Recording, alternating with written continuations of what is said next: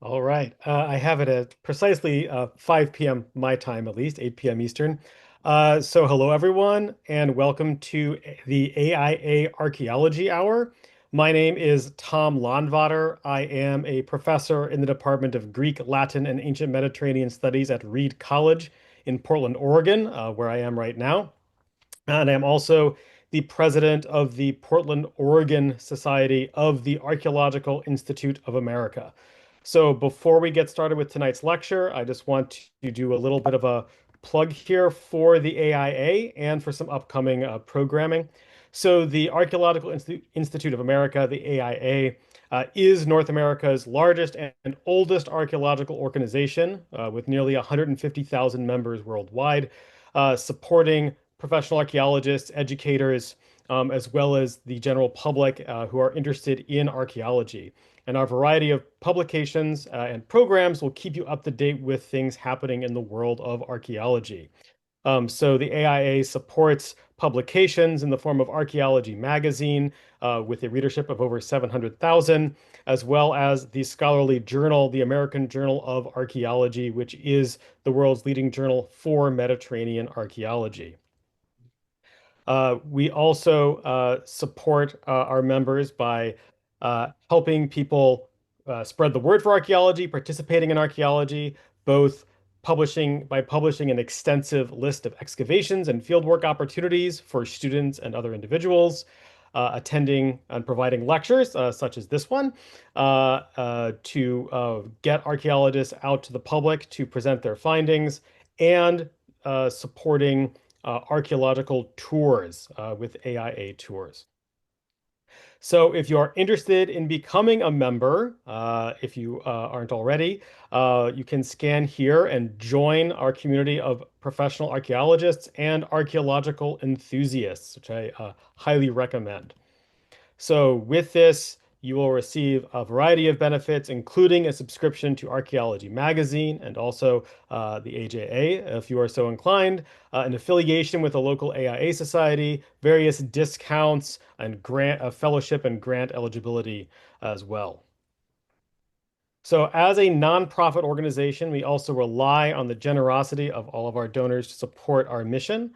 So, your gift will help make archaeological research, site preservation, and publications and programs possible. So, now on to tonight's program. So, you are attending one of the AIA's AIA Archaeology Hour virtual lectures for this year. This is our third lecture in this program, and I'll introduce our speaker momentarily. But I wanted to first just let people know that our next talk is in January with Danielle Means, who will be speaking on NAGPRA as a path to healing and reciprocity, which should prove a very interesting and important lecture. So, for our speaker tonight, I'm pleased to introduce Alison Futrell, who is professor of history at the University of Arizona. Her research is guided by her interest in the performance and imagery of power in the Roman Empire, with particular focus on spectacle and gender. She is also fascinated by representations of the ancient Mediterranean in popular culture. She has appeared in a range of public-facing media, including most recently for BBC History Extra, National Geographic, and is a featured expert in Colosseum, an 8-part series on the History Channel. She is the author of Blood in the Arena and Roman Games, and co-editor of the Oxford Handbook of Sport and Spectacle in the Ancient World, and co-creator of the University of Arizona Enhanced Experience for Age of Empires 4, the computer game. So before we get started, just a few notes here that this is a live presentation that is being recorded by the AIA. Recording by attendees is strictly prohibited. So please, we are recording the lecture and broadcasting, but please do not make your own recording. And for Zoom setting tips here, so you can turn on and off automated closed captions at any time. If you would like to mute the chat pop-ups during tonight's lecture, you can click on the chat on your phone or tablet. And in the top right corner, click on the icon of the bell and select mute. And on a computer, select the up arrow next to chat along the bottom of the screen and uncheck show chat previews if you just don't want to be bothered. Uh, Type your questions, however, in the separate Q&A box, not the chat, and then we will try to get to as many questions as possible at the end. So with that, I'm going to stop sharing my screen and I'm going to turn this over to Allison. Okay, let's see if I can share. Let's share. Okay. And starting. There we go. Hi. Thank you so much for that introduction, Tom. And I'd like to thank the AIA as well for running its nationwide lecture series since 1895 and for creating Archaeology Hour to extend these live action connections even further. So thanks, and thanks for inviting me. I'm glad to be here. And I'm glad to talk about the arena. I spent a certain amount of my adult life obsessed with these kinds of things. So it's a good thing to share sometimes. Um, for a long time, the arena has been part of the major stories that we in the modern world have been telling ourselves about Rome. A central feature there, focusing on the arena and the violent spectacles that it housed. This is imagined as the center of imperial power, where tyrants fed the mob's darker hungers to lull them into political complacency. The arena, like the bathhouses, the banquets, the orgies, all central to this popular perception of what Rome was all about, how it's devoted to these sophisticated appetites, to personal pleasures, and in some sense, the perception is doomed by that decadence, by that devotion. Well, it is absolutely true that the Romans did devote a huge amount of time and energy and money and attention to the arena. Politicians overspending themselves to provide games, urban centers giving over large amounts of public space and public funds for the construction of spectacle venues.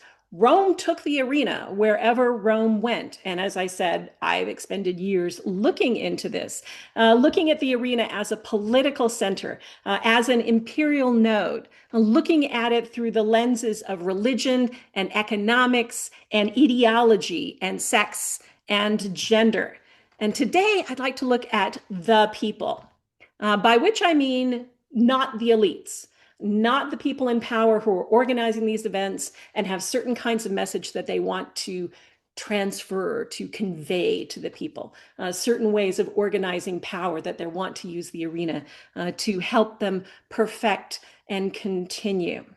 So I'd like to look at the people who attended the spectacles today and look at the people who performed in them. So looking at those who are sitting in the stands and those who are on the sands themselves. But first, I thought I'd offer a little bit of background to you, starting with the kind of juggernaut of imperial expansion in the late Republic, when we really see some of these things getting going from the 2nd century BC on is when it really takes off. It's a time when the Romans are expanding in the Mediterranean.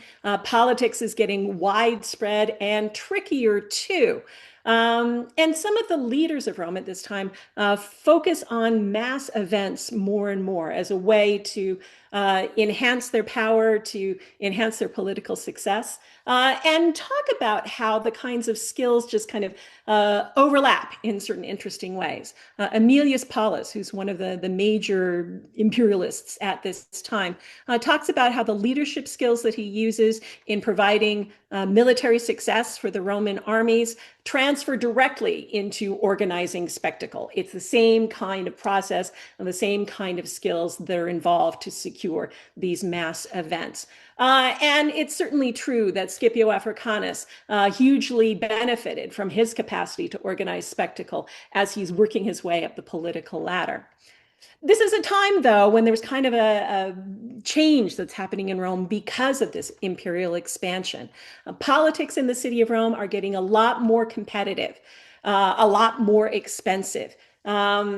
the constituencies that individual politicians are relying on to support them and to secure them their place in power are getting more complicated too. Different constituencies have different things that they want, how to appeal to them, how to draw them in. So more politicians are turning to spectacle as a way to kind of organize these connections and present themselves as certain kinds of leaders. It's interesting too, though, that there is discourse, there is communication. People have to be persuaded at these spectacles. People are not just sort of taking in everything they're told. They're talking back, and there's back talk going on as well. So Cicero gives us some clues about how this works, the ways in which people at the shows convey their views, convey their opinions about their leaders through gesture, rude gesture sometimes, through glaring, through hissing, through booing. They make their will known, and sometimes it's negative wills.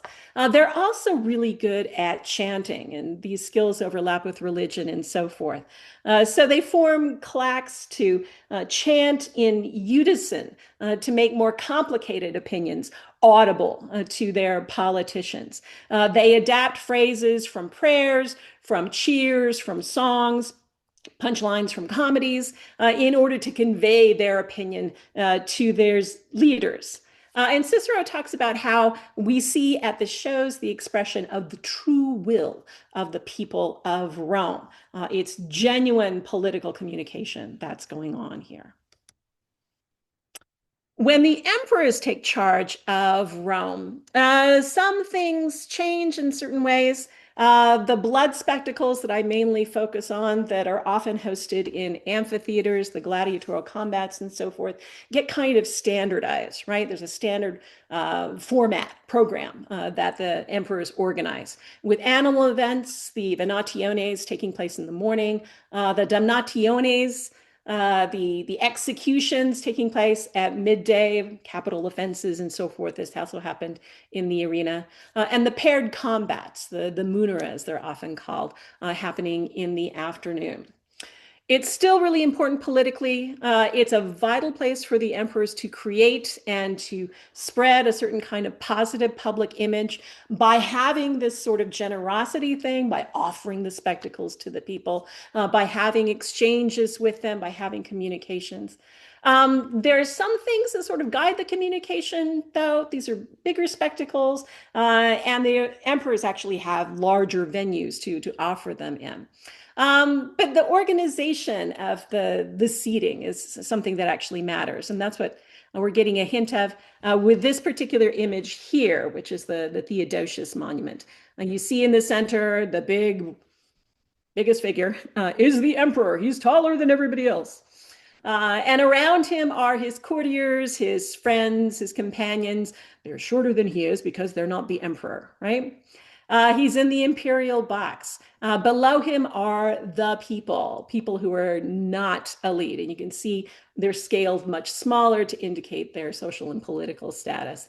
And down in front are a bunch of performers in the arena. These are female dancers here. They're all individualized, and they're much smaller than everyone else, but they're the ones who are actually on the sands. They're actually performing. This is a sort of ideological representation. In a circus, in an amphitheater, the people would actually be sitting farther away from the performance area, farther away from things that are happening. And the emperor's box would definitely be down in front, so he has a primo view of what's going on in the sands. So sitting by class changes the way communication happens a bit. They're still giving their efforts and they're working up ways in which they can make their views known and so forth. And gesture and group screaming takes a role here. But that's something that's actually encouraged. During the time of the emperors, there's not a lot of voting going on. And yet Rome is still, ideally, a republic. It's still the Senate and the people of Rome who own it as a possession. It's theirs. They should have some kind of recognition of that.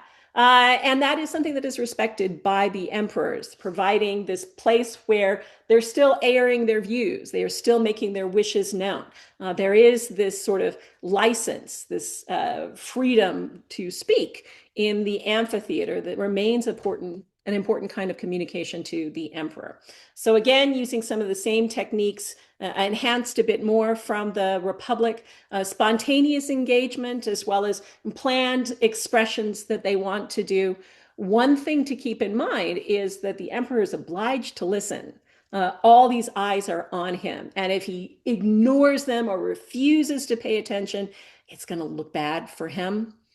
And it's also immediate and direct, right? To communicate with the emperor. Otherwise, you'd have to prepare a petition, you'd have to go through a bunch of cronies to get to him, and he can easily ignore it. But here, he's on stage too. He's trying to make a positive impression on everyone. So listening to what people have to say is still important.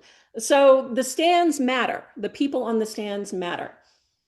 As I said, I spent a lot of time looking at Roman politics and the arena, and looking today at other things that are going there, other things that are happening that actively involve the people in the arena.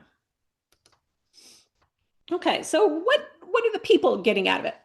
They have this opportunity to express their political views, their will to the emperor. But what other things might they be getting out of these shows? Well, one basic thing to keep in mind is that you don't have to pay for tickets to the spectacles. And you get food giveaways and door prizes. Sprinkles and missiles is kind of what they're called here. The distribution of food is something that had been done politically for a long time. It also has this function in Roman religion too, public banquets and so forth. The handouts here become part of the show too. We have some descriptions from the first century talking about how spectators are being rained on from above with cakes and sweetmeats and fruits and nuts, just kind of showering on them like rain or something like that. Others are being distributed through baskets, people moving among them with napkins and pouring wine for them, that kind of thing. So you get some deluxe snacks, and you don't have to pay for your ticket and so forth. More than that, there are also little missiles raining down on you. These are these round wooden balls that are engraved, that are kind of like vouchers for door prizes. You can trade them in for other gifts after the show. And sometimes these are pretty impressive gifts as well, pretty expensive, an apartment in Rome kind of level. So these are certainly things that people would be drawn to and see as a positive aspect of the spectacle, and a good thing that they're getting from the government. Another positive thing that people might view too is sharing in decision making, and that is something that's going on in the arena as well. The person who's organizing the show, in some cases, this is the Imperial, a structure that's putting this together for Rome. In distant parts, it's a local politician, typically a local benefactor who's likewise working on behalf of the Roman government there to do this kind of thing. Is the one who's actually making some important life and death decisions in the arena too. And people who are in attendance weigh in on those decisions. And how this works is this. When there's a set of paired combatants on the sands, they're doing their best. They're working it. The people are keeping close tabs on their technical skill, how they're wielding their weapons, their blades, as well as their shields, as well as other kinds of weapons, depending on the kind of armature involved. And more than that, too, these people are also working to get the crowd on their side. So there's kind of a narrative, I suspect, that a lot of these performers are developing. engaging the crowd to tell a kind of story about who they are, what kind of fighter they are, what kind of person they are, using gesture and movement, and in some cases, facial expression to tell a story about them and to win over the crowds in the stands. So these have an impact as well on how the decision will work out. Typically, in any paired combat, there's a moment where things change. Often it's associated with one of the competitors being disarmed, losing his blade. In this case, this fresco from Pompeii, you can see he's lost his shield as well. And you can also see that he's wounded fairly significantly. There's blood loss going on here. So he's decided to yield to his competitor. So they have fought ad digitum, to the finger. So he's lifted his finger as a sign of his submission, that he's yielding to his competitor as the victor in this.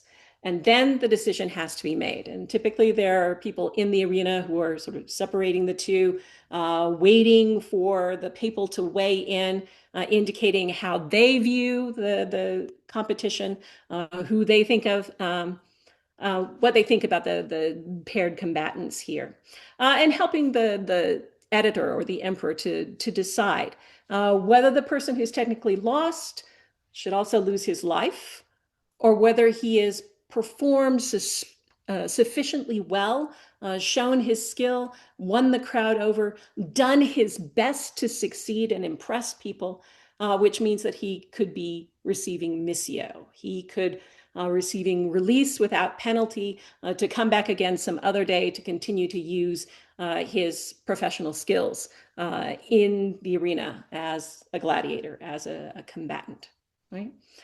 So there's the opportunity to share in these decisions, and that's something as well that people likewise likely valued, that they were being heard in some way. We get some sense about these stories too from a few other clues about the moral value, the character information that's being transmitted through combat. Cicero carried with him stories about a particular gladiator who was actually alive and fighting in the middle of the 2nd century BCE, a guy named Pacchidianus. He was especially known for a certain grudge match against one of his continuing opponents, a guy named Acerninus. So Cicero says that Pacchidianus was the best gladiator who had ever lived. Keep in mind that Pacchidianus in the mid-2nd century BC was doing all his stuff decades before Cicero was even born. And yet Cicero has this strong feeling about him. And for him, Pacchidianus is kind of a moral hero in some ways, someone who kept his anger under control until exactly the right moment in this particular grudge match against Aecernus. So this is something that Cicero talks about in a letter to his brother. Likely the two boys together had learned about Pacchidianus as children. They carried that through to the time of their adults. They're still talking about it.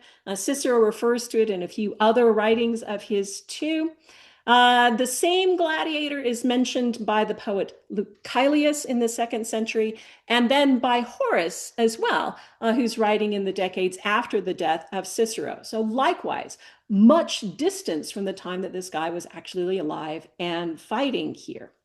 It's really interesting. Horace talks about visual representations of gladiators that attract the attention of men. And he specifically says that these are gladiators sketched in red chalk or charcoal. So sort of ephemeral, on the spot, at the moment drawings that are not meant to endure the ages at all, but still convey this sense of power, of reality, as if these people are drawing from life, as if they have just witnessed this kind of combat going on, and they have the sense of the dynamism of the fighters. And one of the specific gladiators Horace refers to is this guy, Cicero's best gladiator who ever lived here. working, thrusting, defending with the blade, as if they're right there. Something that he finds dynamic and exciting. It turns out that some of those charcoal sketches actually have survived. Some recently located charcoal drawings from Pompeii depicting animal combats, venationes, and depicting gladiator showdowns that some specialists say seem to have been done by children. And that's what we're looking at here. It looks like children's drawings of humans with these sort of triangle heads here. And the very long legs that have this very wide sort of triangular stance. You can see a couple of gladiators. They sort of have squared off shields stuck to the end of their stick-like arms. You can see as well spotted rectangles that are meant to represent animals that also have this wide stance. And over here we have a gladiator, and the outline of the hand, presumably of the 5 or 6-year-old who drew this stuff. Right there. So they're also participating in these sort of spontaneous recreations of things that they have seen. And yes, 5 and 6-year-olds are they're watching the events too.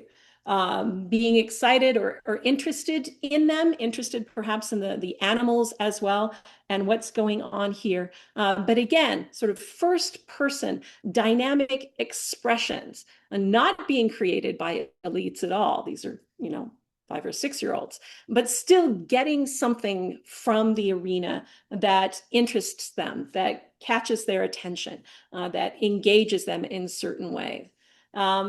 And I'd like to think back on Marcus and Quintus Cicero, who likewise are learning about Pacchidianus as boys and carrying those stories, carrying those impressions through the decades until they themselves are adult men.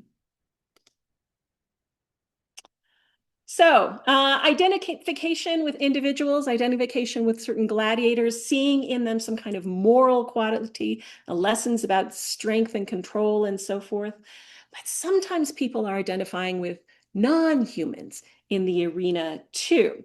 Those in the stands are sometimes rooting for the lion. So and rooting for the lion in a couple of different ways. There's a poem written by Statius talking about an incident under the Emperor Domitian. So late in the 1st century CE or so. There was one of the lions in the arena in Rome who was pretty well known. Known not as just a fierce lion, but someone who has his own kind of discipline. He's a professional.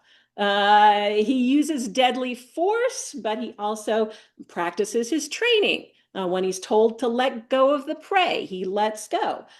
He returns to the cage. He does what he's supposed to do in the arena. He does his job in the events. And he's honored by his fellow felines, respected. He's been around for a while. Maybe he's the senior lion at this point in time. And one day, he gets mortally wounded by this newcomer lion who just shows up. And it was actually being chased by this particular lion. He was on the run. He was scared and just kind of swipes at him and ended up, striking a killing blow, as it turns out, on this particular old lion. Apparently, the other lions are shocked at this. They're appalled to see the death of their beloved leader. And it's not just the other lions, too. Statius tells us how the people and the Senate groan aloud to see his death, filled with sadness at it, and a sense that it was wrong, too.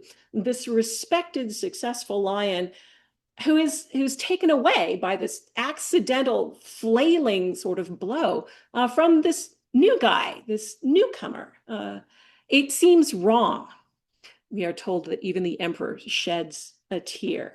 And we get some sense of this connection to these other professionals in the arena with some of the representations that we see here. The central mosaic with a lion being led off the sands, let go the antelope head, set it down, get back to your cage, with the attendant with his, guiding wand in his hand. We also see this perhaps in the relief from Ephesus over on the right side of the screen, which originally had multiple phases of this tense face-off between a venator and a lion. And you can see them, they're sort of numbered. The second one is numbered here, the third one here, and the last one, we're missing the last actual visual scene here. But the lion wins. I will just tell you, there's an indication that the person fighting the lion is taken away for burial in the inscription here. You might also think, perhaps a number of you know the stories about Androcles and the lion too. Androcles, who was condemned to the beasts on capital charge, but the lion who was released to do the deed actually refused. And it turns out that the lion and Androcles had met before when Androcles had tended the injury of this particular beast. And the lion remembered him, remembered his kindness. And so he rendered his own kind of judgment in the arena that Androcles should not die there. He was not going to kill him. And the people on the stands found out about this backstory. They called for the release of Androcles from his sentence, and the emperor agreed. So the lion's judgment prevailed and was validated by the emperor. This graffito over here from Pompeii has a venator over here, Venustus, fighting against a lion. The two of them as sort of paired combatants. There's not a lot of detail on their faces there, but they're kind of, it's like a stare down, face to face in the arena space with their heads on the level here as fellow professionals in the arena going eye to eye. And it's not just lions either. A number of horses are being cheered on vigorously by the audience. We have a lot of circus mosaics, a lot of circus narratives in which the reverence for the horses and interest in the horses is made very clear visually. Stories about horse races where suddenly the narrative shifts into the perspective of the lead horse, especially their eye view of what's going on the track, what's going on with the chariot and so forth. So people were interested in those lead horses, especially. People were fans of Pupilis here, or Amator, who are working with the blue and green, the major chariot factions, circus factions in the Roman world. We see this as well in the lamp on the left, where a particular victorious lion and his fans are celebrating his success. So you can see the lion around the area where the lab functions. You can see the palm branches and so forth. You can see the fans sort of patting the lion too. You can see a sort of standard in front too that would have had originally in the live action scene. The name of the horse and his win record as well. And now it's in some kind of souvenir that you can take home with you. You can join Team Amateur and celebrate that on a daily basis with this kind of small object, which I'm about to talk about. We have a lot of ceramic lamps out there, along with bowls and glasses and jars that carry meaning about the arena and the way that people interacted with it. So these objects that depict events in the arena have been found across the Roman world. Lots of them, lots and lots of them. And what are they? So I kind of suggested that these are sort of souvenirs or fan objects in certain ways, and maybe there's a sense of that. Maybe souvenirs of a specific event sometimes. Souvenirs the way that we would understand them, that reflect specific events that took place at a certain time in a certain place people in attendance had the opportunity to purchase an object that commemorated what happened. And those sorts of things do exist. They're in the minority. But we do have things that seem to reflect a specific set of games, specific competitors, and what happened.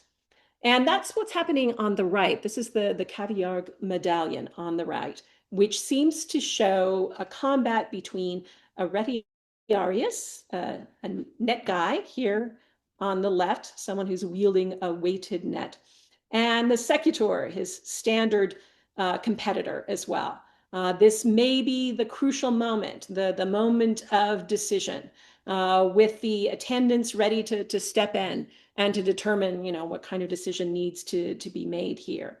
We do get told up at the top of the particular plaque that both of them survived. We can see Stun, Tase, Missy here. Both of them walked away from this. Both were released standing, able to return another day, impressing the local crowd and the local sponsor with their success, their ability, their strength, and their story, apparently, to get that kind of decision. Over on the left side, kind of a different thing that may represent different phases of a specific competition, a specific combat.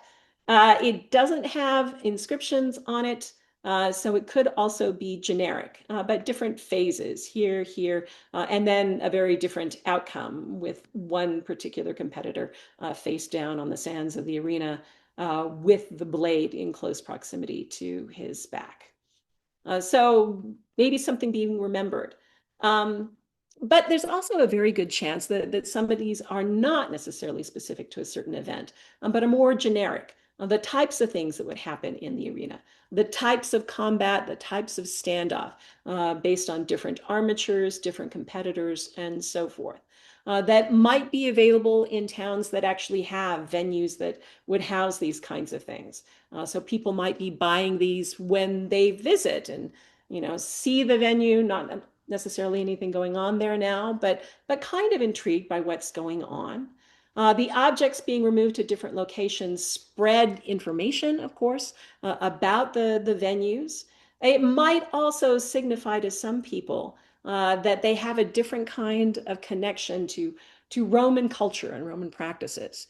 So people in the provinces sort of deepening their connections in certain ways, experiencing even vicariously some of the things that were very known about the Romans that were committed to by leaders in the Roman world and expended things of worth on to shape them, to organize, to travel with these kinds of practices here. So maybe there's a kind of cultural decision, a kind of cultural alliance, sort of addition to identity that's being created by those who are purchasing this kind of material. I think it's also interesting too to look at some of these images and trying to figure out, does this represent something specific, a specific action here? What is happening and what is being remembered? What are people thinking about the story that they're seeing in these lamps? And this is just a couple of examples. Over here on the left, you can see that one person is ready for that decision to be made. The yielding finger has been raised. Stop! Let's talk about this now. We can make a decision now. I give up. He seems to be scrambling quickly to get away from his competitor, who's a thrice. He's got the curved blade in his hand. He's still raring to go. And kind of a different story on the right, where one of the competitors has fallen back to the sands. He is incapacitated in some way, and his opponent is extending a hand to him. Maybe a helping hand, maybe a recognition that the time has come for a decision to be made, but sort of different impressions here.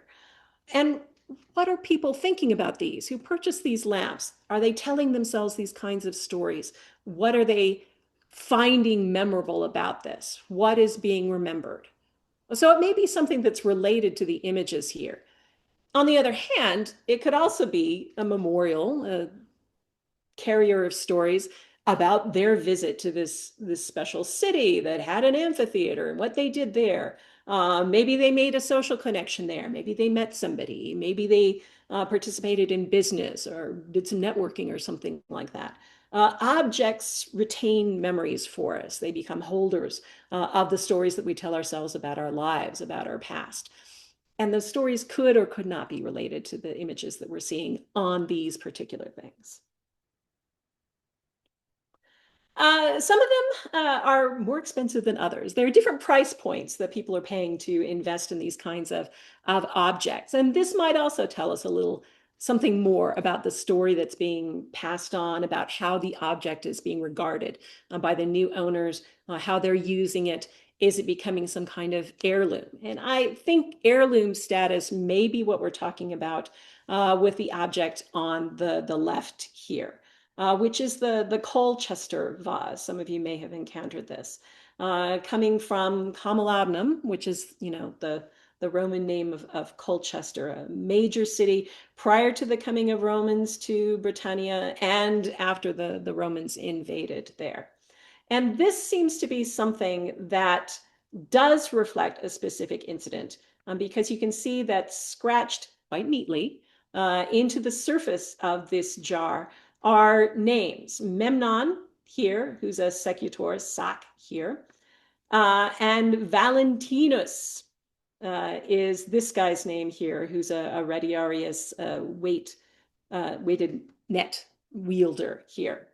And you can see it's the crucial moment. You can see that Valentinus has his finger raised. He's ready for a decision to be rendered here.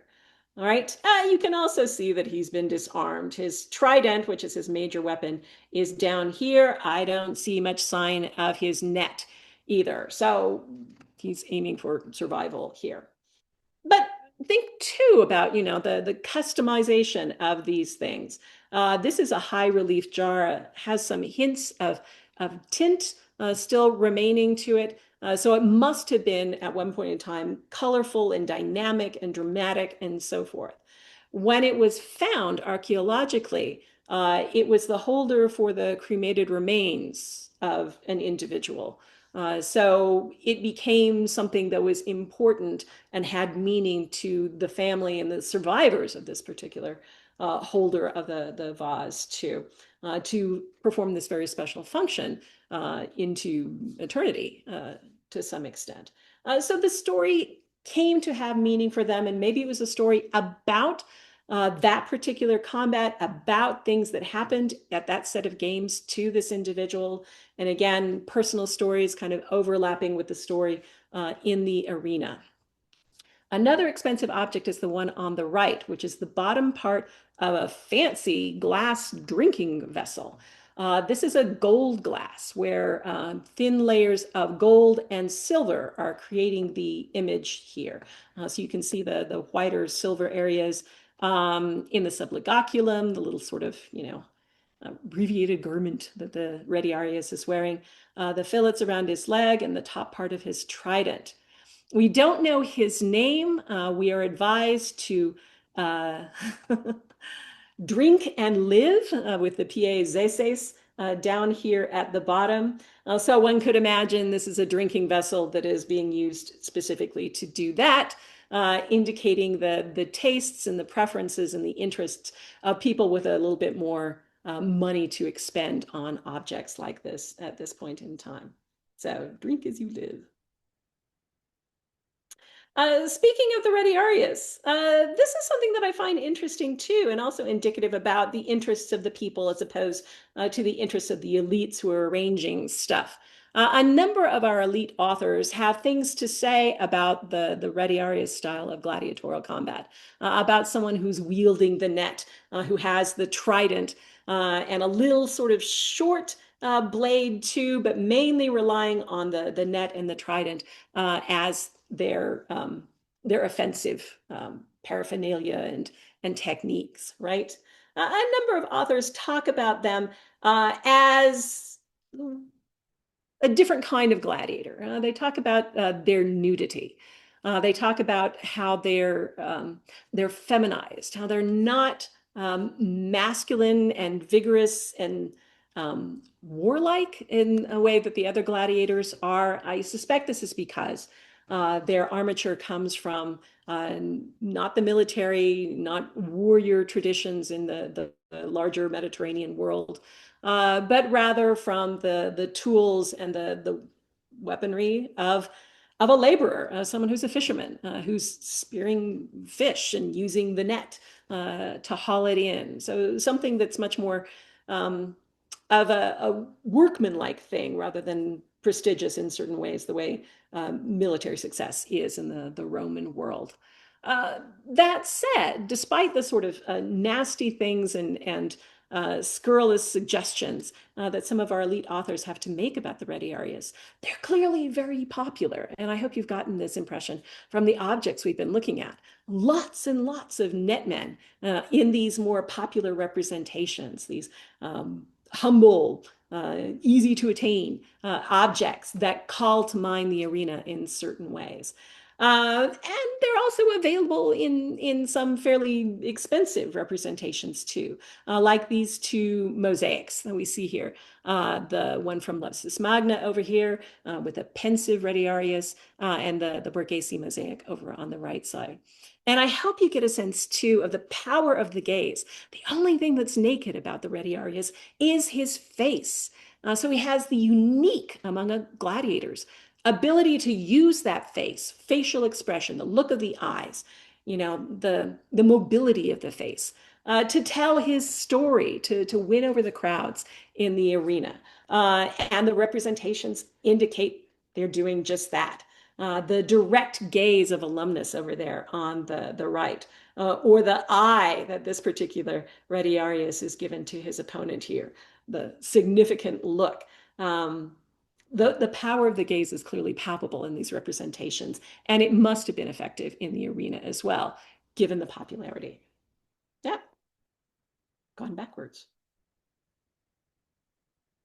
Speaking of Retiarii, we have some information about a specific Retiarius from Pompeii. Pompeii is a real resource in terms of graffiti. We've looked at this a little bit already. With you know, the understanding that the graffiti is something that's done spontaneously, that's not planned, that's scraped on the surface of walls and other things, to air the sort of the moment views and impressions of the person who's actually doing the writing. We have some graffiti that comes from the later headquarters for the gladiators in Pompeii, the ludus that's identified as associated with them in the last 10 years or so, up until the explosion of Vesuvius, as the place where they trained, the place where they lived, the place where they connected with each other, and specific to them. It wasn't necessarily a public space a lot of people had access to. So that's where these come from. Crescens was a Retiarius. This is his graffito here. He talks about, well, Crescens is here expressed to be the healer, the medicus of girl toys in the nighttime. That's what we can take out of it. Another gladiator named Calatus also appears in this graffiti where he's described as the glory of the girls. Another one that appears on a lot of modern day t-shirts, so you can get your own Calatus t-shirt if you wish, talks about Calatus as the suspirium, sort of heavy breathing or gasping of the girls. And then goes right on to say, Calatus, 3 matches, 3 wins. So, are these victories that are mentioned by Calatus in the arena? Are they in the erotic arena, the competition of love, right here? What does this tell us about these individuals, these specific gladiators? Are these things actually written by them? They're in third person, so there's no sort of self-declaration here in first person. Are they the ones who are actually making these claims about themselves? Or their coworkers, these being told about them by their fellow gladiators in this particular area? Maybe it's their female fans who've been invited into the inner sanctum of the gladiator place. There are diminutive female fans that are being discussed here, the girls and the girl toys. What strikes me about these is how they compare to other sort of sexualized graffiti at Pompeii. And we have a bunch of it. And this is different in certain kinds of qualities. People talk about sexual action in Pompeii pretty frankly, pretty graphically. I did the deed. I'm being nice about it here, but very straightforward expression of pleasure and success in accomplishing this, right? And this isn't that. This is dancing around what's going on here. This is I would characterize this as kind of romantic in certain ways. So whether Crescens and Kilidas are writing it or not, it's very moody. It's the nighttime. It's the breathing. It's the girls. It's the healing that's going on. Some kind of sexual therapy sort of thing, perhaps going on here. Uh, Sighing here. I wonder whether there isn't a play on the word ludus, which is the term for gladiatorial schools, certainly, but ludus also means play. Is this sort of love play going on here? And in a way that, there's some diminishment, I guess, in the sort of little girl toys and the girls and so forth. But this seems to be kind of an imagined play context rather than get in, get out, explicit release of sexual tensions that we find in other uh, graffiti at Pompeii. So I've kind of come around to these graffiti and changed my mind about them over the years. Just like, oh, it's kind of sweet, really.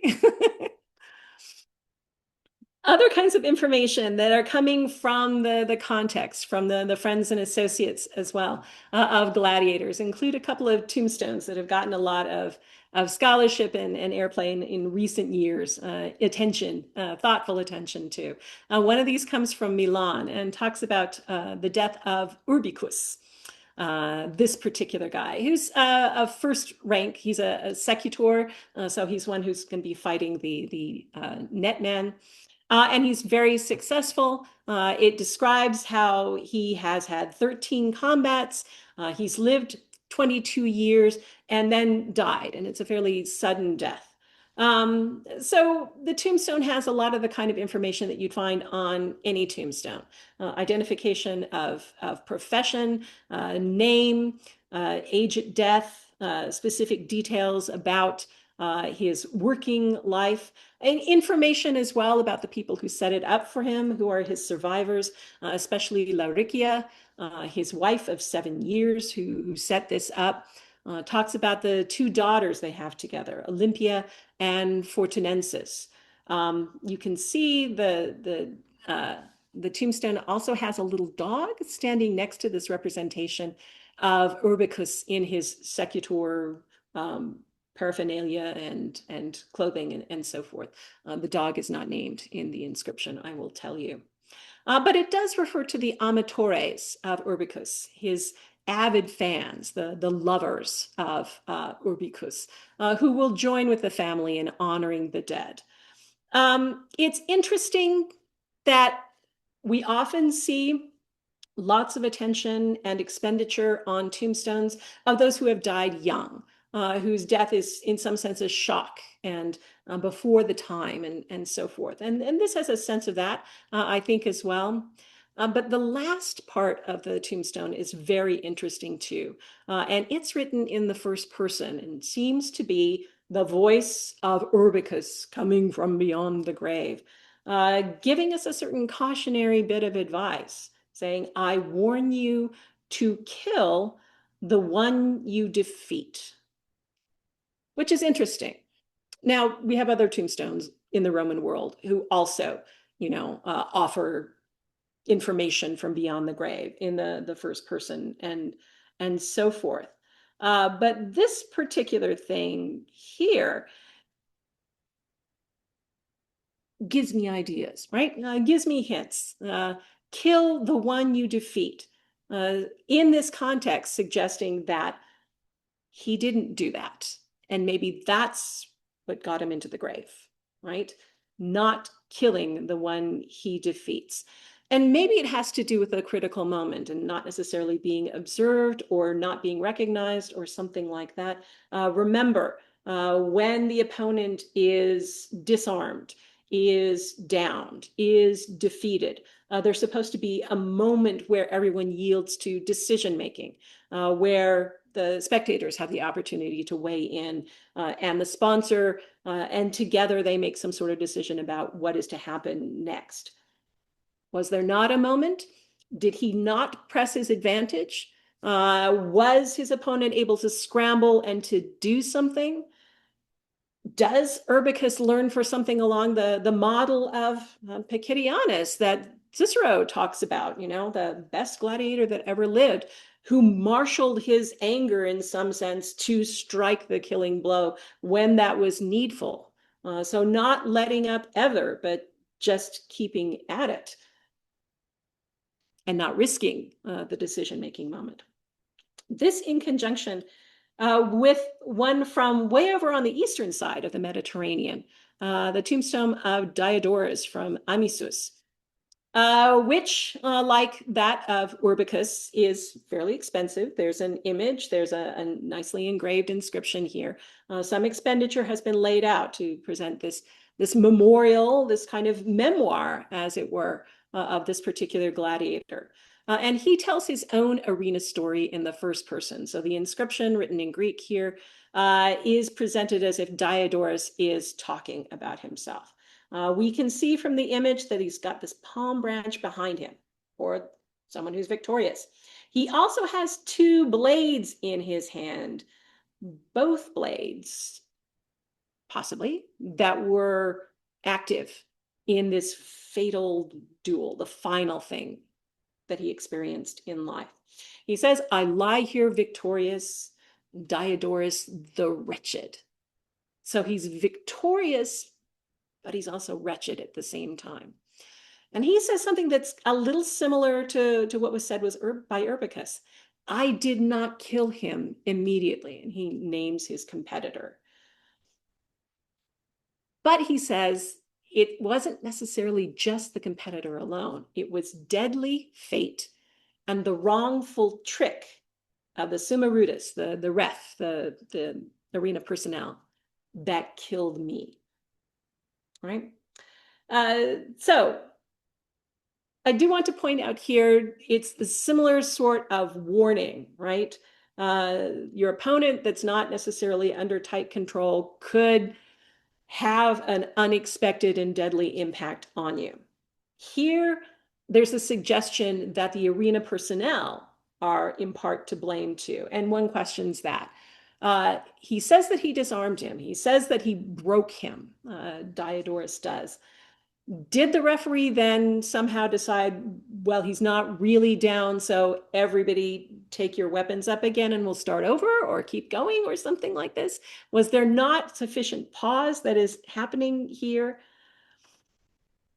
And then the vigor of the statement that's being made by Diodorus and by, Urbicus before him too. And I do want to point out that these are unusual expressions for gladiatorial tombs. More typically, there's an expression of respect for fellow participants in the arena. Some have suggested that there's some kind of community among the gladiators, that even though they might fight each other in different ways, they have respect for their co-workers, I guess. Some have hinted that, people who are in the same ludus maybe are working on ways of choreographing these fights, to what to do next if you're met with a certain kind of twist, a certain kind of blow, a certain kind of movement. How do you counter that? How do you work your story into what you're actually doing? I think it would be difficult to determine on our side of things whether there's any sort of like arrangement in advance as to how things are going to end up. Any kind of long-term choreography that is sticking for these kinds of professionals. And I also want to caution people, you know, it seems pretty clear to those of us who look at these things that the arena was not Thunderdome, that it's not two men enter, one man leaves, that death is not the normal outcome of every match. And that doesn't seem to be what people want either. The people definitely wanted to see commitment. They wanted to see skill. They wanted to see self-control. There was appreciation for discipline and for practice and for giving it your all, right? Not holding back, not easing back on yourself or your competitor or anything like that. That seems to be what people want to see from the bits and pieces that we pick up from literature in the Roman world, and to some extent from representations kind of in this mode as well. They wanted to see development through different phases of the combat as well. Um, so Pliny talks a little bit about, what is valuable about these kinds of spectators for Roman spectators. He sees certain kinds of lessons that are being taught by these kinds of events. Bear in mind that Pliny is an elite, so he has his way of putting this. He says that indifference to wounds, contempt for death, the love of glory, the desire, vigorous desire for victory, even in the bodies of slaves and criminals, is good. It's valuable. It's important for the people of Rome. It's important for those who attend these spectacles. Even is shading his own perspective here. And we might think back on Cicero's stories about Pacchidianus. Um, we've got clues that are carried through our objects that remain to us archaeologically that hint about the stories that are being told in the arena, stories about human potential in everyone, potential for discipline, potential for self-control, perseverance, stories that have power, stories that have meaning, objects that carry these stories in reflections of the actions in the arena, clearly seem to have had some um, compelling connection to the people of the Roman world and to us on an extended basis as well. So here's my slide with shameless self-promotion, things that were mentioned by Tom at the outset. But I did want to thank you for your attention and thank you for the opportunity, AIA, for letting me talk to you this evening. All right. Thank you so much, Allison, for that lecture. We have time for just a couple questions here. And I had a number of people ask about female gladiators. Mhm. Um, were there female gladiators? What is our evidence for them? Yes, there were female gladiators. We've got skimpy bits of pieces of evidence. We've got an amazing relief from Halicarnassus that actually shows a couple of female gladiators facing off against each other. And we've got sort of incidental mentions in some of our extended narratives in literary authors. There's the remains of an inscription from Ostia, celebrating the success of a particular magistrate who was the first one to offer female combatants with the sword in that place. How often they were happening, who knows? It's difficult to tell about statistics. It's difficult to tell anything about women in the past, really, because other people who are picking up the story and passing it on to the next generation often are not necessarily interested in the activities of women whose activities defy their standards of what's appropriate and what is not. Excellent. I had another group of people were interested in the naval battle question, which I'm sure you've gotten. Like, how exactly is this real? How does it work? And a couple of ways. All right. So, There was the possibility to have some water come into the Flavian Amphitheater, the Colosseum. But the actual space that would have been available with, say a meter or so of water, is not extensive. So if there are pseudo ships involved in some kind of recreation of a naval battle, they have to be really scaled down to work in the arena. At one point, there's a much larger pool closer to the Tiber where it has access potentially to water and filling and so forth, that was active during the time of Augustus, that had a much more extensive space that could be used for larger recreations of naval battles. We've got a couple of mentions of these things going on in the time of Julius Caesar, the time of Augustus, and one in association with the creation of the Colosseum. I'm just skeptical as to whether they could really maximize the impact of this kind of event if they kept it in the Colosseum.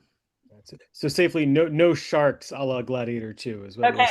saying. No sharks. Yeah, at the time that Gladiator 2 came out, I talked with a number of people about what kind of denizens of the deep might they have had. And they knew about something called sharks, but they suggested that they're like 100 feet long and they're out of control. They do know about dolphins and porpoises, and occasionally they cite orca too. So there's a story about an orca that made its way into the Mediterranean, I think in the first or second century, and made its way to as far as Italy. So are they actually training these beasts? Not that I can tell. But interested in the way that dolphins and porpoises act, and certainly knew that they were interested too in humans and followed ships and that kind of thing. And last question here, because I know we're coming up on time. But I had a couple of people ask, was like, was there any evidence for gladiatorial matches to maybe go the way of professional wrestling? Or is it sort of, are they staged? Are they fixed? Or is that common? Or or do we not know? Or is it all like actually, real? Well, they're definitely using edged weapons. Okay, so that is a little bit different maybe from wrestling, but the kind of building with the crowd, characterization that they're creating, that I believe that they're creating, definitely has parallels with modern day wrestling. And whether they're taking on a good character or a bad character, which one is going to be the evil one, and that kind of thing. Maybe. But whether they're actually rigging events, I don't know. Certainly, there's a lot of tension because it's expensive to train these people up to a certain level of exquisite skill.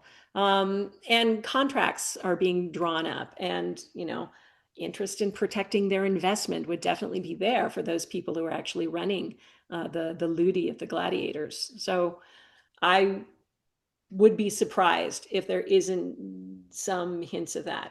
And people within the same school, of course, are learning each other's ticks. They're practicing with each other. They're learning how to defend best against them, and can probably put together something very exciting and interesting because of that experience.